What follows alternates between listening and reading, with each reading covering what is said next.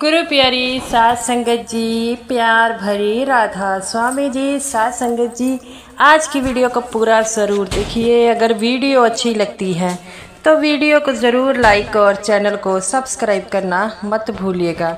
सात संगत जी, ये जो साखी है उन सत्संगियों के लिए आधारित है जो बाबा जी पर अपना विश्वास खो देते हैं और कई बार बाबा जी को छोड़कर दूसरी जगह पर जाने लग पड़ते हैं।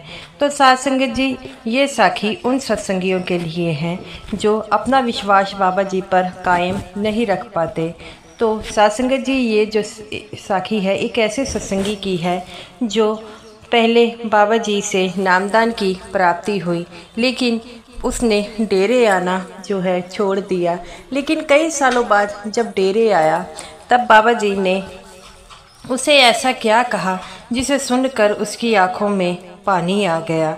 सत्संगत जी, ये जो सत्संगी था वह गरीब परिवार का सत्संगी था और हमेशा ही जो है डेरे में आया करता था। उसके माँ बाप जो थे वह भी एक सत्संगी परिवार के थे।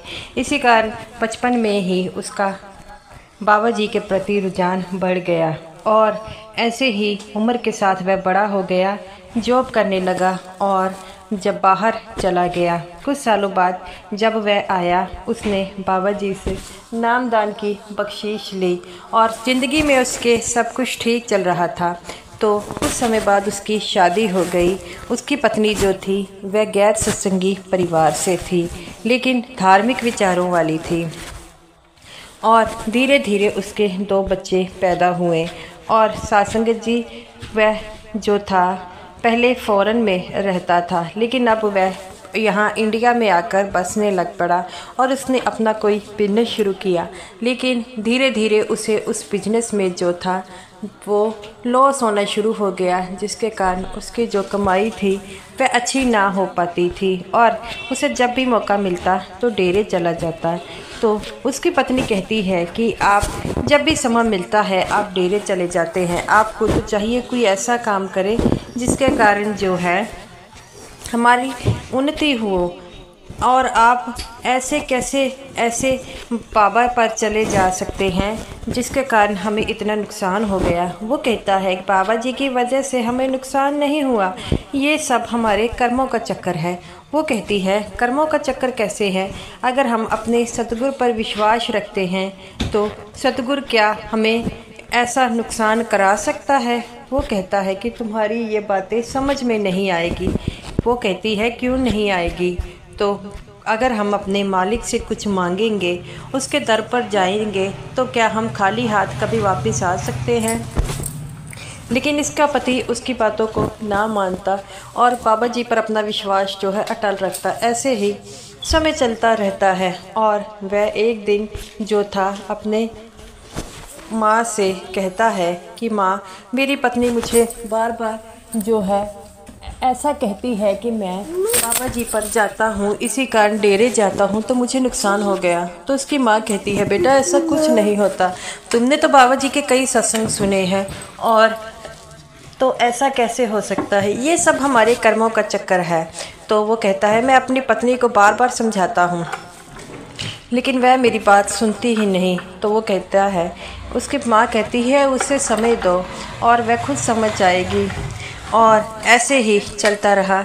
ऐसे ही 1 साल बाद उसकी माँ की भी डेथ हो गई। अब तो कोई नहीं था जो उसके साथ बाबा जी की बातें करता है। और उसकी माँ कहती है कि देखा, पहले आपको बिजनेस में लॉस करवा दिया, अब आपकी माँ को जो है ऐसा हो गया। तो वो कहता है कि इसमें बाबा जी का कोई दोष नहीं है, जिसने जाना है, जिसकी उम्र जितनी लिखी है वह भोग कर ही जाएगा। तो वो कहती है आप मेरी बात बिल्कुल नहीं मानते, आप ऐसा ही कहते रहते हो। तो वह चुप होकर कमरे में चला जाता है और कहता है कि अब मुझे तंग मत करो। और वह कमरे में बैठा सोचा रहता है कि क्या पता कि मेरी पत्नी सही कह रही हो, जो कुछ मेरे साथ हो रहा हो। क्या मैं बाबा जी के वहाँ पर जाता हूँ, डेरे जाता हूँ इसलिए होता है? और ये बातों को सोचकर वह रोने लग पड़ता है। ऐसे ही धीरे धीरे उसके रिश्तेदार भी आते हैं, वह उसे यही बातें कहते हैं।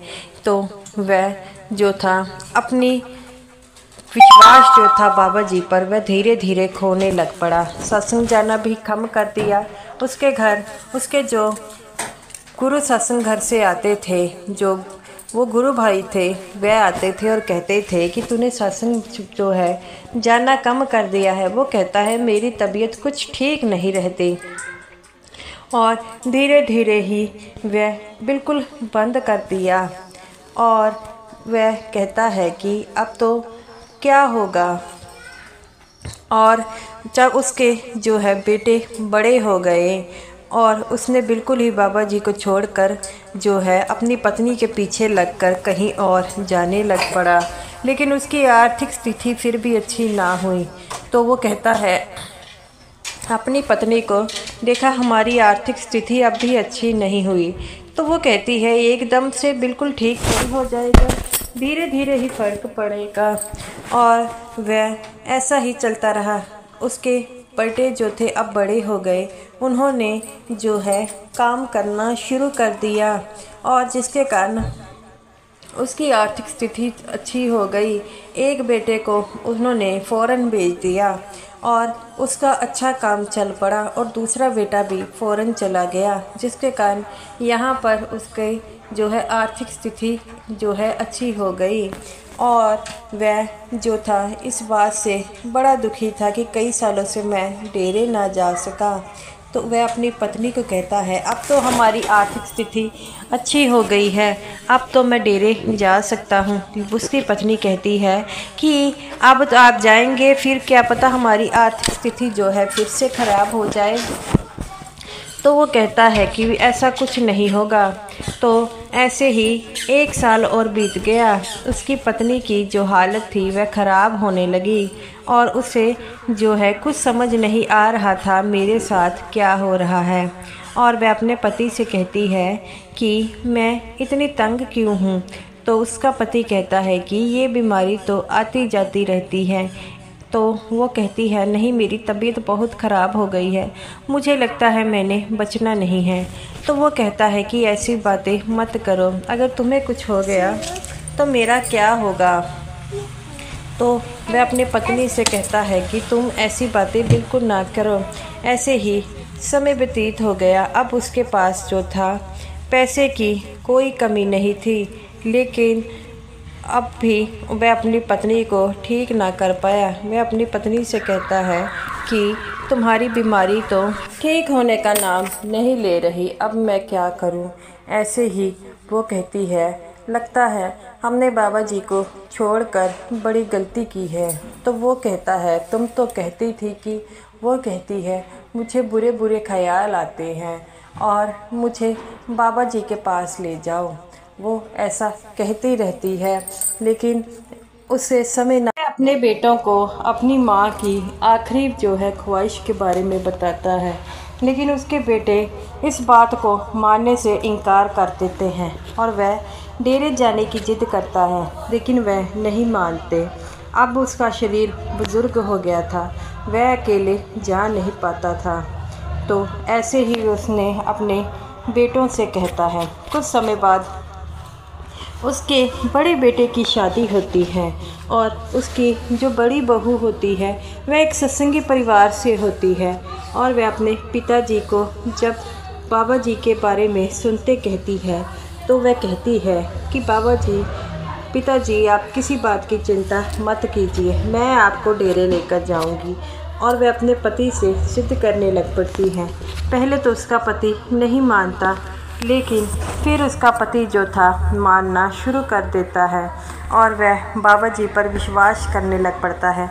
जब उसकी बीवी बाबा जी के बारे में बताती है, तो ऐसे ही धीरे धीरे उसने बाबा जी पर विश्वास जो था वह कायम अपने पति पर कर दिया। तो एक दिन वह अपने सारे परिवार वालों को कहते हैं कि हम लोग बाबा जी के दर्शन करने के लिए डेरे चलेंगे। सभी तैयार हो जाते हैं। ये बुज़ुर्ग आदमी जब बाबा जी के डेरे में जा रहा था, तो उसकी आंखों में आंसू छलक रहे थे और वह कहता है कि इतने सालों के बाद मैं डेरे जा रहा हूँ। मैं उसकी आंखों से बहुत आंसू छलक रहे थे, तब उन्हें पता लगता है कि बाबा जी डेरे में हैं। ये बात सुनकर वे और रोने लग पड़ता है और तभी बाबा जी जो थे सारी संगत को दर्शन देते हैं। तो ये परिवार भी बैठा हुआ था। तो इनका जो बुज़ुर्ग था वह कहता है एक सेवादार से कि मैंने बाबा जी से मिलना है। सेवादार कहते हैं कि अभी तो बाबा जी दर्शन कर देकर गए हैं, तो कोई बात नहीं, मैं आपका बाबा जी से मिलने का बंदोबस्त करता हूँ। क्या पता बाबा जी आपसे मिल ही लें। और वह जो है बाबा जी के पास जो बाबा जी से कहते हैं तो बाबा जी उस आदमी से मिलने के लिए तैयार हो जाता है और वह आदमी बाबा जी के पास आता है। बाबा जी उसे देखकर कहते हैं कि बड़े सालों के बाद तू आया है, पता अब क्या है बात है। जब ये बात सुनता है तो वह आँखों से आंसू छलकने लग पड़ते हैं और कहता है सच्चे पातशाह, मैंने आपको छोड़कर बड़ी गलती की है। मैंने ज़िंदगी में पैसा तो बहुत आ गया, लेकिन मेरे जो है मन में वह शांति ना मिल पाई। तो बाबा जी कहते हैं बेटा, शांति तभी मिलेगी जब तुम भजन सिमरन करते हो। अगर तुम मुझसे मिलने ना आए तो तुम्हारे पास तो जो मैंने शब्द दिया था वह तो था, नाम की कमाई तो कर सकते हो। नाम की कमाई करने से कोई भी अपने मालिक से दूर नहीं होता। तो वो कहता है कि बाबा जी मुझसे बहुत बड़ी गलती हो गई है। मेरी बीवी भी अंत समय में जो है आपसे मिलने की ज़िद कर रही थी। बाबा जी कहते हैं क्योंकि उसे अंत समय में कुछ ऐसा दिखाई दे रहा था जिसके कारण वह घबरा गई है। तो बाबा जी कहते हैं कि अब तुम्हें क्या चाहिए मुझसे। तो वो कहता है कि बाबा जी मैं बख्शनहार, मुझे बख्श लीजिए। बाबा जी कहते हैं बेटा, अगर इतने सालों के बाद तुम आ गए हो तो यही मेरे लिए काफ़ी है। अब तुम जो नाम दिया गया है उसकी कमाई करो। धीरे धीरे जो है तुम्हें उसका असर होना शुरू हो जाएगा और जब तुम नाम की कमाई करोगे तभी इस 84 के जेल खाने से बाहर निकल पाओगे। इतनी बातें सुनकर वह रोने लग पड़ता है और कहता है सच्चे पातशाह, मैंने आपसे बहुत दूरी बना ली। बाबा जी कहते हैं बेटा, दूरी तो सभी बना लेते हैं, लेकिन नाम की कमाई ऐसी है जिससे हम इस दूरी को भी जो है दूर कर सकते हैं। लेकिन तुमने मुझसे तो दूरी बनाई, उस कमाई से भी दूरी बना ली है। अब तुम्हें फिर से दोबारा से शुरुआत करनी होगी। तो वो कहता है कि बाबा जी मैं दोबारा से शुरुआत करूँगा। बाबा जी कहते हैं बेटा, ये इतना आसान नहीं है जितना तुम्हें लगता है। तो वो कहता है बाबा जी बस अपनी कृपा का हाथ मेरे पे रखना, मैं दोबारा से शुरू करूँगा। और वह सत्संगी घर जाता है और तब से ही नाम की कमाई करने लग पड़ता है। ऐसे ही 5 साल गुजर जाते हैं और उसका अंदर का पर्दा खुल जाता है। तब वह बड़ा खुश होता है और उसके बाद एक दिन अपने घर वालों को कहता है कि आज बाबा जी मुझे लेने आ रहे हैं, मैंने तैयारी कर लो। तो उसका बेटा कहता है कि आप ऐसा क्यों कर रहे हो। तो वो कहता है कि आज मुझे मेरे सतगुरु लेने आ रहे हैं। तो वो कहता है कि पिताजी ऐसा कुछ नहीं है। तो वो कहता है कि मैंने आज चले जाना है। तो ऐसे ही कर कर उसने अपने शरीर को त्याग दिया। सासंगत जी जो भूल कर दोबारा बाबा जी के पास चले जाते हैं, बाबा जी दोबारा से उनको जो है अपना लेते हैं, क्योंकि बाबा जी बख्शनहार हैं। इसीलिए हमें बाबा जी को कभी नहीं भूलना चाहिए और हमेशा ही नाम की कमाई को याद रखना चाहिए। तो साथ संगत जी, ये रही मेरी आज की वीडियो अच्छी लगी हो लाइक कीजिएगा और समूह साथ संगत जी को प्यार भरी राधा स्वामी जी। और साथ संगत जी, बाबा जी पर अपने विश्वास को कभी मत डोलने देना। कई सत्संगी बाबा जी पर अपना विश्वास को डोल देते हैं, लेकिन बाबा जी जो है हमेशा हमें याद रखते हैं। इसी तरह बाबा जी हमेशा हमें कहते रहते हैं कि नाम की कमाई कीजिए। तो साथ संगत जी, अगर आपने भजन सिमरन लिया है और आप नाम की कमाई नहीं करते तो इस साखी के जरिए आपको ये पता चल जाएगा कि नाम की कितनी ताकत होती है। और सिमरन क्यों करना चाहिए। तो साथ संगत जी आपको भी सिमरन करते रहना चाहिए, तभी हम बाबा जी के प्यारे बनेंगे।